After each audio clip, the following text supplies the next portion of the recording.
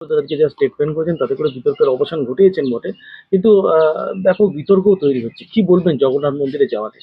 দেখুন, রাজনীতির বাইরেও একটা ব্যক্তিগত মতামত আছে, ব্যক্তিগত জীবন আছে। কোন মানুষ কোথায় যাবেন তার ব্যক্তিগত বিষয়। আমার রাজ্য সভাপতি মানুষ সুকান্ত মজুমদার তিনি পরিষ্কার ব্যাখ্যা করে বলে দিয়েছেন তার স্ট্যান্ড কি, পার্টির স্ট্যান্ড কি। দিলীপ ঘোষ তিনি গেছে, তিনিও বলে দিয়েছেন আর ব্যক্তিগত বিষয় আছে।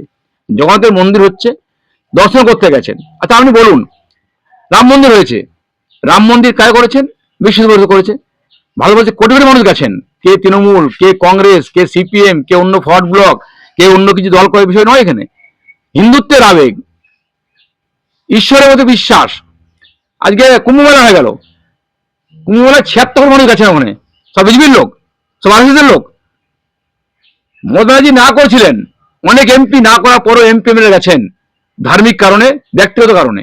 দিলীপ ঘোষ পরিষ্কার করেছেন, আমি ব্যক্তিগতভাবে এসেছি, মুখ্যমন্ত্রীর সাক্ষাৎ হয়েছেন, একজন মন্ত্রীকে স্বাগত করেছেন। আমি বলি এখানে ক্ষেত্রে রাজনীতি দেখা উচিত নয়। কিন্তু অনেকে ফেসবুক, আপনার দলের কর্মীরা অনেকে ফেসবুক পোস্ট করে দিচ্ছেন শুধু যে যারা করছেন, দুর্গাপুরে হয়েছে এটা। আমি বলি যারা করছেন না, কিছু মানুষ করাচ্ছেন। অনুরোধ করবো এও করবেন না। দিলীপ ঘোষকে যারা চেনেন না, যারা করাতে বলছেন, এই প্রলোভনে পা দেবেন না। দিলীপ ঘোষ পার্টিকে বাংলায় পথ দেখেছে। দিলীপ ঘোষের নেতৃত্বে 19, 18, 21 লড়াই হয়েছে। আর এই বাংলাতে এমএলএ হয়েছি দিলীপ ঘোষের জন্য।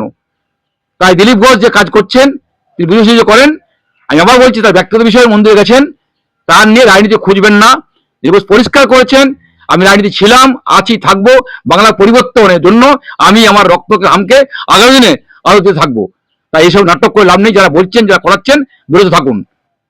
পার্টি ঠিক করে দিচ্ছে কি হবে না হবে। পার্টি সুকান্ত বলছি সুকান্ত পরিষ্কার করেছেন পার্টির স্ট্যান্ড কি, দিলীপ ঘোষ পরিষ্কার করেছেন তার স্ট্যান্ড, ব্যক্তিগত স্ট্যান্ড কি আছে। তার ব্যক্তিগত মতামত বলেছেন, এই বিষয়ে রাজনীতি করা উচিত নয়।